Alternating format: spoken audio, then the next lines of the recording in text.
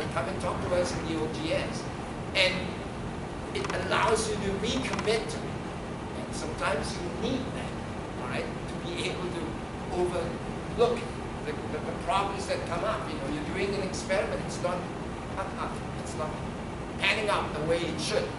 And that's what research is, because if you know what the answer is and all you have to do is put in the time to get the answer, there'll be hundreds and thousands of people who will get their PhDs. It's taking a problem that has no solution to begin with and you coming up with a way of getting a solution. And so that means the path could be straight if you're lucky enough. It could deviate like this, right? And there are times when you will feel as if, oh, I'm not achieving what I'm supposed to achieve. And that's when you will have these kinds of doubts. Should I stay in the program? Should I not stay? Get out of that rut. If you have got a group of people who you've been working with, who are friends with you, who understand you, who are not facing those problems, maybe by talking to them, you will be able to find the answers to your own questions. Otherwise, talk to us, talk to other professors. Right? So that's my advice to you guys. All right, finally, just to wrap things up, so that I can leave some time for you to answer questions. There are those of you who are international students, and I think that here in this case, you have an extra obligation. You've come from another country. We would like you to share, right, the culture of the place. We'd like you to essentially broaden our minds. And therefore, I'd like to insist that you keep this in mind, that you have an obligation to share with us what it is that is your country. What are things that make your country tick? And what are some of the things that we can learn from it?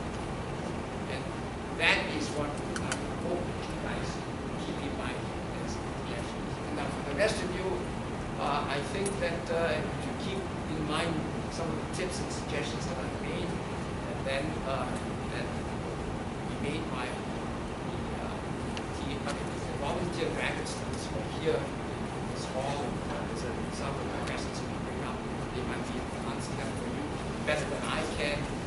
I wish you all the very best here at Renzo. I know that we've made the right selections. Now we'll sit at the official orientation, because if we did think that you're going to succeed, we wouldn't be admitting you as PhD students. Provided you keep all these things alive, keep in mind things that could distract you, that could divert you from your aim to get a PhD. Then all of you should, at the end of 5 years, 4 years, 5 years or 6 years, should end up at commencement being recruited by me, and then be off the next chapter of your life. Okay, I wish you all the very best. Now I need to find out if you've got any questions you want to ask me, and ask the graduate or the student volunteers. Anybody with questions? Any question at all? Just in terms of the funding, you know, that for us with our rates to gain fellowships, you know, when they can count, you guys notice that said that you owe like 10 grand, and like $280 for each operating. Right. So, do we like? My department, I got the same. I got a $12,000 bill, but if my department was paying for my scholarship, so they send the money directly to Doctoral, and it takes about 2 days to upload it. Just make sure from your department or your academic advisor that they. Don't be too concerned. So you Have a letter of worry about it appointment, right? unless they like. I just don't want like a whole load. Yeah. Bring it up to your departmental secretary. That's the one who keeps track of all these accounts. Don't bring it up at the front. Right? Bring it up with the secretary. Say, hey, look, I see that I've got this bill. Yet I've been made an offer, right? I'm going to be an RA, I'm going to be a TA. It says that all my tuition will be covered, my activity fees will be covered. Why do I have this showing up in my bill? More than likely, you're going to get the same answer as we just sketched out. It's in the works. There's a little bit of a delay in making two sponsors here and then covering your bill. So don't be too concerned. The responsibility is that of the department, not yours. Okay? Now the only responsibility that you have, and I know that because I'm involved, is your selection of a health plan. Have you all replied to the health office, the insurance office, to say that you want or you do not want to have insurance? That is your own obligation. Except that if you are an RA, a full-time RA, a full-time TA, it will be our office that will cover that health insurance charge. But only to the extent of the basic plan, not beyond it. Okay? So that is what you need to do in order for us to begin the process of covering your health insurance premium. You must go to your graduate advisor and you have to tell your graduate advisor, I have just signed up for this health insurance plan. I want you now to take my signature on that offer letter, because the way in which we kick it off and make it clear that you are eligible for the insurance is if we have an official appointment letter. With you signing off on it, saying, yes, I accept the terms of this contract. I'm going to be a full-time RATA, whatever it is, for the next 12 months. I'm being paid so much, and I would like to be covered by this subsidy program. You sign off on it, the department signs off on it, the department, you make sure you remind them. The department has to forward that letter to us with a little notation that says you would like to get that health subsidy. And task force in my office will put all those names together, and we will then send all of that to the nurse's office and say, please cover all of these health insurance premiums with the money from our account. Okay? So please keep in mind that you have to make sure that you tell your graduate advisor that you might be covered by that health, by that subsidy that exists. If you forget about it, it may come back to be your responsibility, because we need to know by the end of October how many people are eligible and how many people should have their health premiums paid by us. Once you get beyond the month of October, you close the accounts, you can't come to us and say, oh, I made a mistake, I didn't realize I should sign up for it. It's too late, the account is closed. So please keep that in mind. Okay, we've had students come in 10 months later and said, my golly, I didn't sign up for it, and now I've got this bill that I have to pay. I'm eligible for it because last October I had this letter of appointment. And we asked them, why did you submit it to us? Why did you submit it to your graduate advisor to be forwarded to us? And fortunately, in a number of cases, we found that it was the department's fault that the letter was there. The department did not realize that they had to forward the name of that student to us, and therefore they were the ones left holding the bag. The student was not charged anything, but the department had to come up with the funds to cover the student, because the funds in my office were already spoken for. Okay. Yes. As an interaction student, actually, my department is across my entire my courses are only 6 years, so probably because of their artwork when I'm doing research, that's what my credit is. In actual fact, you don't have to sign for 9 hours. Are you an RA or TA? I hope to be.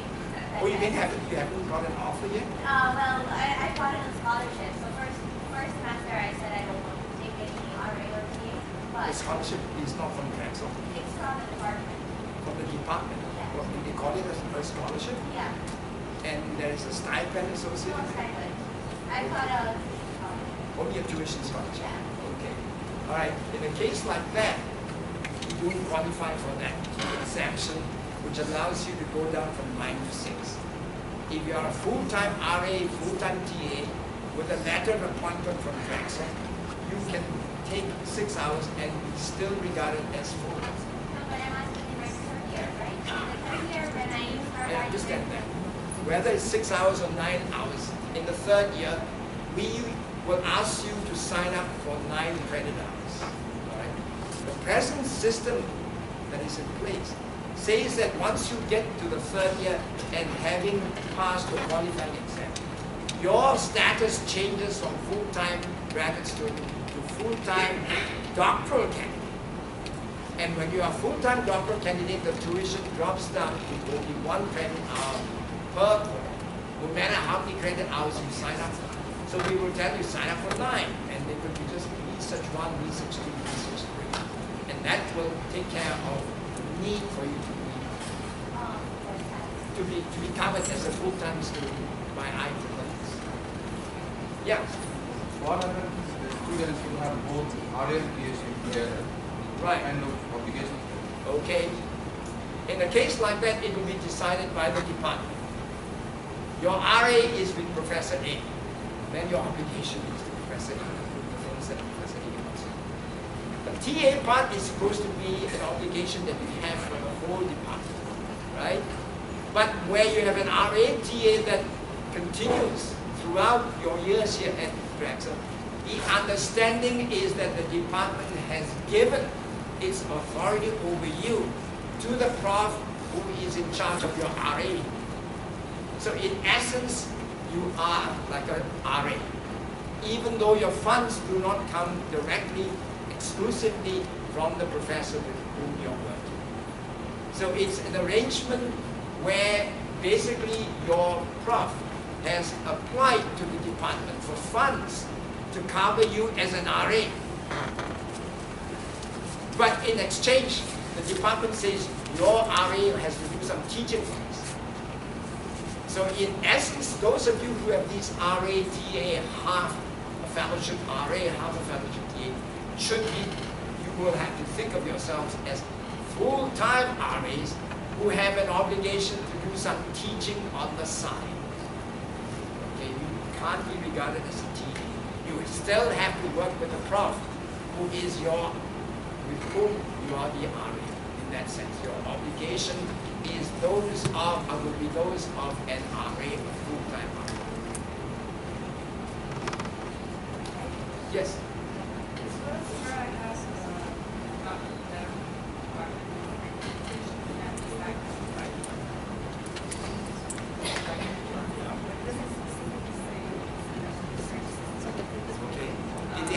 Did they tell you what your obligations are in exchange?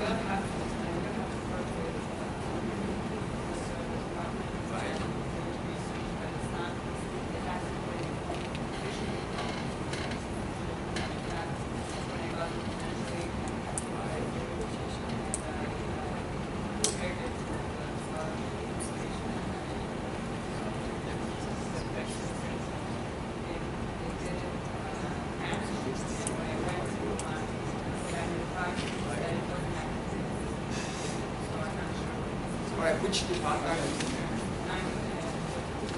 Yeah, some departments, don't have money that comes from an outside funding agency.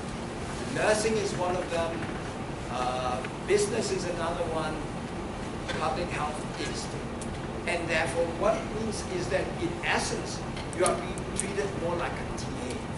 Money comes from a budget that the provost office allocates to that department, and they're using those funds to say, look, we need to have people other than our faculty to cover the teaching responsibilities or obligations.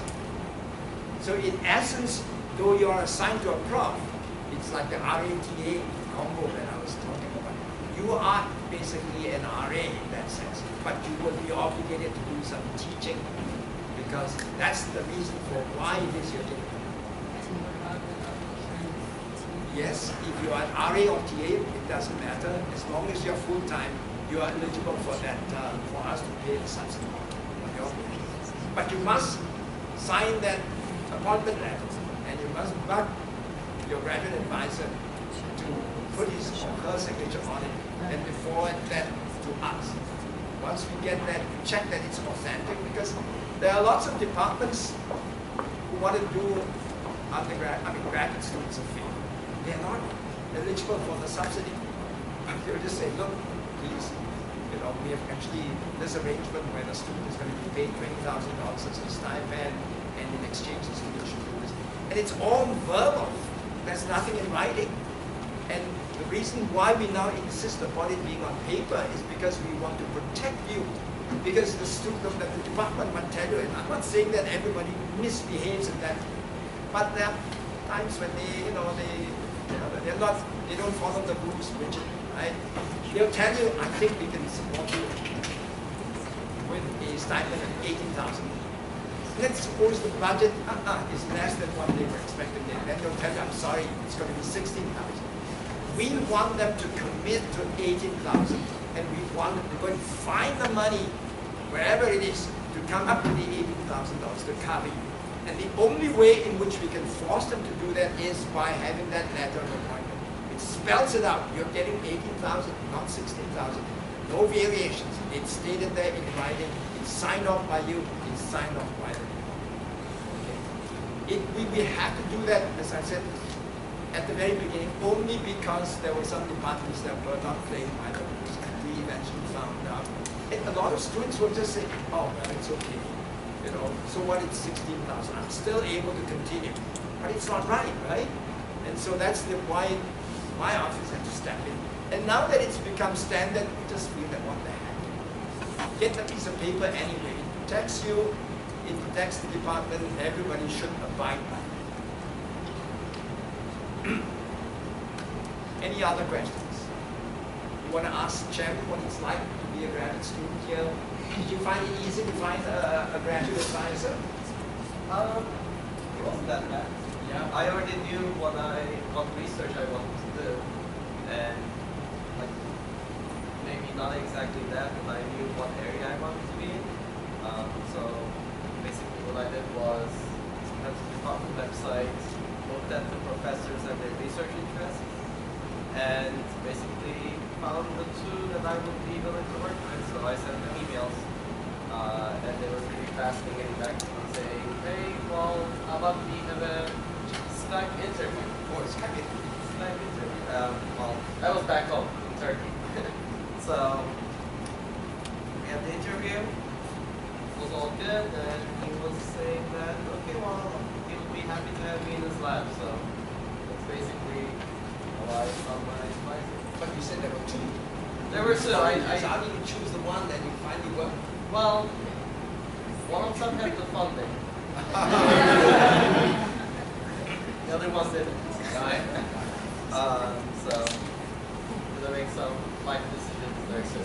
But Were there times along the way, like I was saying, happened when you had second thoughts? Did I make the right decision? Should I stick with that route? yes, I actually had that. But if you go and talk to your advisor, they're always willing to help you no matter what your problem is. So I went and talked to him and I said, listen, like, we are doing research in this area, I enjoy it, but I want to expand it to cover this other area also. And that other area was the specialty of the second professor. And my advisor was telling me that, no matter what research you do, I will support you. If you want to expand your area, that's great. I will try to help you. I will try to lead you through your research. But then he told me that if his expertise cannot cover the expansion that I want to be in, said he would be willing to add a co-advisor to the whole committee that I joined. But so far, a co-advisor wasn't needed. But the key over there is just go and talk to your advisor. They'll always help you. What about the qualifying exam? Was it tough getting through it? Well, I don't get through it yet, personally. Oh yeah. I'm getting ready for it. I'll hopefully, if all of my committee members are free, be taking it in like the next couple of weeks. But as far as I heard, I'm in the electrical engineering department. Our qualifying exam is a little different than other departments. What they ask us to do is basically pick a bunch of papers that would be that we would be interested in, and they basically ask us to analyze these papers. And then you're supposed to present your findings, and you're also supposed to take one key result out of the paper and take it one step further with your own research. So what I did was I did research in wireless network security, So I took one of the papers and I then added our lab specialty, which is reconfigurable antennas. I don't know if anybody heard of that term at all. But basically I combined the concepts together to come up with a second set of results that I can present to committee members. And hopefully they'll find it eligible and they'll say, all right, you can continue with your PhD. If not, it's a nice number for me. Is there any one thing that you would like these students to know of about what life is a PhD student is like, at least in the first year? In terms of first year, it's busy because you'll be told to take all of these classes. Just deal with it. Trust me, you want to be done with those classes so you can move on with your research areas or any other thing you want to work in, your TA, other assignments. Classes are not the easiest, they're not undergrad classes anymore, but because you're a PhD student, they shouldn't be the toughest thing in the world for you either. Right? You are all admitted to Drexel, that means they believed in you, and they said, all right, you're ready to take on this challenge. So it'll be just a little bit of a challenge for you, but as long as you put in the time and effort to those classes, you'll be all good. And once you're done with your coursework, it'll be the best thing in the world. PhD at Drexel is so much fun.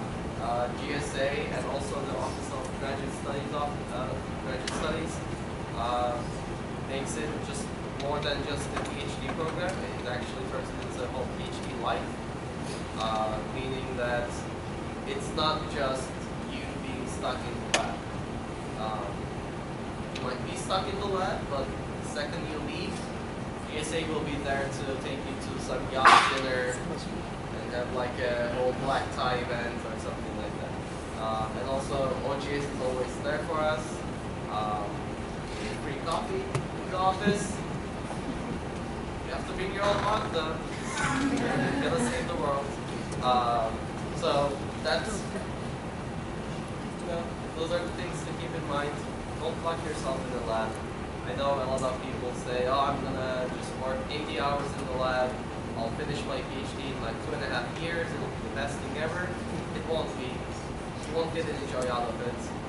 Plus, your friends will probably think that you're a weirdo. You'll hang out with them.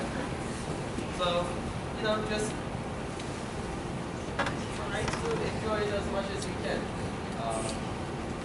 You will meet a lot of friends in your labs. They'll say, hey, let's go to this bar. Just go with them. If there are any free food events happening around the campus, just go get that free food.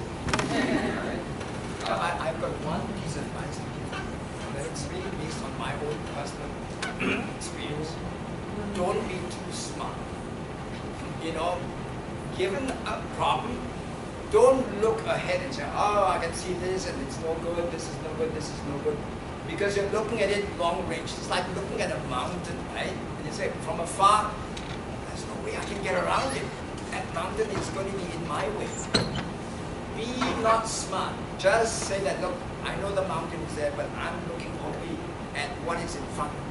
And you work yourself closer and closer to this mountain. You know what? All of a sudden, when you're right next to that mountain wall, you see that there's a little stream on the side of it. And that allows you to skirt that mountain, and there you are on your way. Look at it from afar, you don't see it, right? You just think, this is an impossible problem. And then you say, I give up, we'll go somewhere else. And you face the same issue.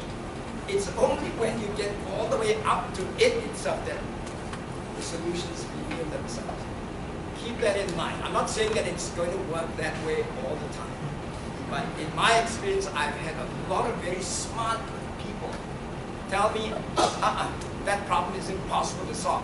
Because I see this problem here, I see that there, I see that there. No, it's hopeless. Go here. Same thing. And then do they get their PhDs? No. And the guys who plod on, I know that there's a problem, but what the heck, I'm still making headway here. They are the ones that go all the way up to the very end, and they are the ones who eventually find that, if I look at it from afar, no solution, but get up to it real close and personal. There you are, I see the solution to that particular question. So keep that in mind, right? Along the way, anytime you encounter these things, don't project forward and say, I know it's not going to work, all right? Give it some time. I'm not saying that maybe there will be occasions when indeed that is in fact the solution. But try to give it some time. And you will never know. One day you're in the shower, this thing just lights up, the inspiration, and you found out the way to solve that problem. Okay, that's what research is all about. It's not programmed. You know, I can do it in 5 years, I do this in the 1 year, second year, third year. That's it. No. It's really, right? It's not designed. It's not designed, it's not programmed, it's not customized to you. You have to find your way, and it could be straight, it could veer here to the side, and you might even end up doing a project that has nothing to do with what you started to do. Okay? Can happen, right? Keep that in mind, guys. All right, any questions? No? At least I'll excuse you. Don't forget to go to the Dragon Expo. Enjoy the rest of the orientation. Your TAs are still using the orientation. Otherwise, as I said, that's what we over to you guys.